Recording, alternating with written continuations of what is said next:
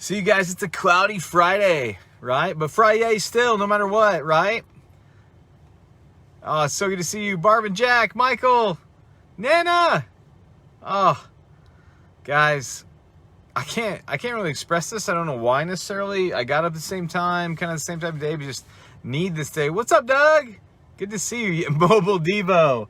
Yes, I'm on drop-off duty today, and so we are excited. We got a fun weekend in store. Our volleyball kicks off. We got basketball, baseball. We got all kinds of things. Sports are in full swing, and so we're kind of doing that thing, but just pumped, really, genuinely, except need you guys.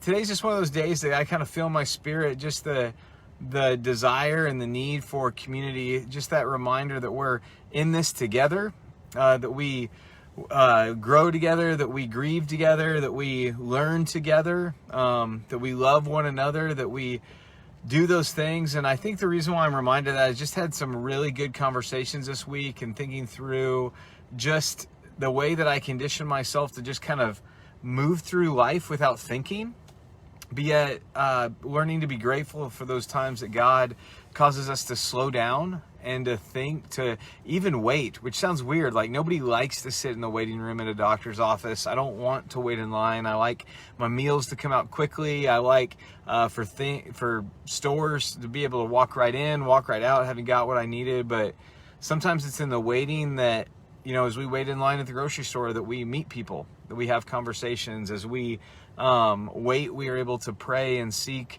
not just an answer and not just an outcome from God, but we're able to seek God and know Him more deeply. And so in that, to know that we're waiting together, I guess that's kind of a weird dynamic. We're super excited that things have moved from red to orange here in Lincoln, and there's some hope that springs, and just that we'll one day, maybe one day sooner than we think, be able to be back together in person. But in the absence of that, just thinking today of how can we love one another well, and one of those ways is praying for one another.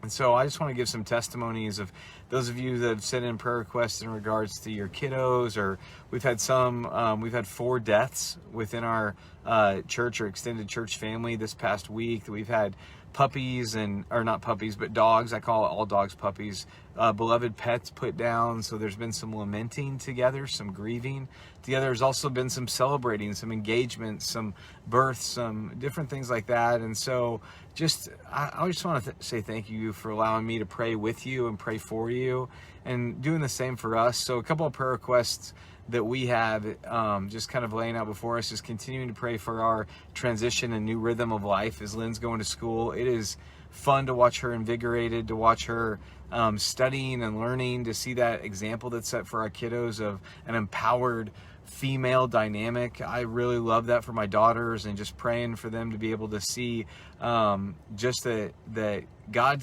can call them to all different spheres of life and at all different times, that even though Lynn is still a mom, that she's doing things that she feels like God's laid on her heart. And so praying for that, for our rhythm, praying for me. I've got some things that I'm excited about that are kind of maybe changing my controlled schedule of the way that I've calendared things for the next 4 months, that I'm praying through just my development plan this year and what that looks like for me to engage in discipleship.